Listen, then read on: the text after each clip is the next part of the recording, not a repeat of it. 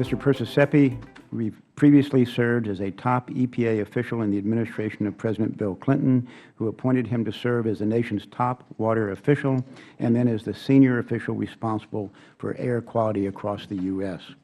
Prior to being named to his current position, he was Chief Operating Officer at the National Audubon Society, one of the world's leading environmental organizations. He has also held top positions at the state and municipal government level, including Secretary of the Environment for the State of Maryland. Mr. Perciasepe received his bachelor's degree in natural resources from Cornell University and his master's degree in planning and public administration from Syracuse University. We welcome you today and appreciate your testimony and look forward to your comments. And please proceed.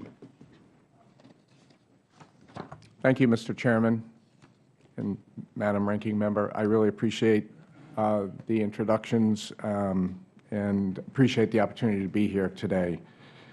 You know, I believe, as I think everyone else does, that Americans want clean and safe waters for ourselves, for our economy, for our environment, and for the future uses that we will need.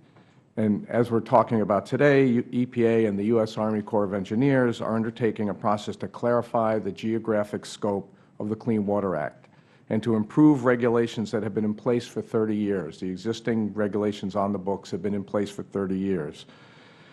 And the proposed rule will provide families, manufacturers, farmers, outdoor recreation, energy producers with clean water.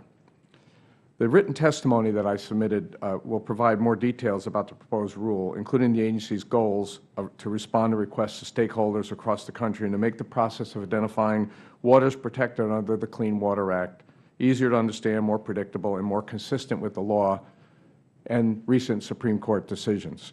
We believe this rulemaking will minimize delays and costs and improve predictability, clarity, consistency for everyone who may or may not need a Clean Water Act permit.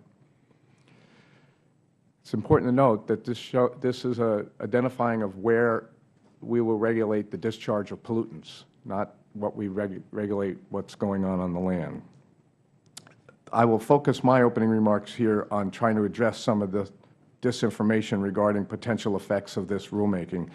And I'm concerned that that information that is incorrect is having the effect of distracting a real public and national debate and discussion that needs to take place on the legal policy and scientific underpinnings of how we run the Clean Water Act and the protections for clean water in the country. The agencies are continuing to meet with Americans across the country, including farmers. The Administrator, Gina McCarthy, is in Missouri today meeting with farmers, energy companies, small businesses, local governments, sportsmen, developers, and others to get their comments. Remember, this is a proposal. To answer their questions about this rule. We are hearing from the public directly, personally, on how to improve the rule. But some of the misinformation is something that we have to cut through, and I'm hoping we'll have some chance to do that today. I've heard personally, for example, and when we're out talking to folks, that this regulation will require farmers to get permits to have their cows cross a stream. This regulation will make dry washes that carry water only once 1,000 years protected under the Clean Water Act.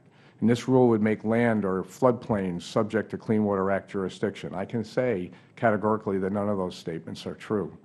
In contrast, there are some key examples of what the proposed rule does and does not do. In adherence with the Supreme Court, it would reduce the scope of waters protected under the Clean Water Act compared to the existing regulations that it replaces. It would not assert jurisdiction over any type of waters not previously protected over the last 40 years. The rule does not apply to lands, whole floodplains, backyards, wet spots, or puddles. It will increase transparency, consistency, and predictability in making jurisdictional determinations and reduce existing costs and confusion and delays. It represents the best peer-reviewed science about the functions and values of the nation's waters. And the agency, and this is important to your opening comments, Mr. Chairman, the agency will not finalize this rule until our Science Advisory Board is complete with its review of both the rule itself and the science documents that support it. It will reduce Clean Water Act jurisdiction over ditches compared to the previous 2008 guidance. The rule would maintain all existing Clean Water Act exemptions and exclusions. In addition, we are trying to clarify agricultural conservation practices, which we do not want to inhibit, that are conducted in waters that do not require a permit under the Clean Water Act. So we have published a proposed rule, not a final rule. We are currently taking comment on the proposal, and we expect tremendous, and are getting tremendous public response from a broad range of interests. And we are working actively to meet with a wide range of stakeholders. This outreach has already been tremendously helpful and is helping us understand the concerns and discussing effective solutions that will lead to improvements in the final regulation. We are going to continue working hard, listening more effectively, and to understand the issues better.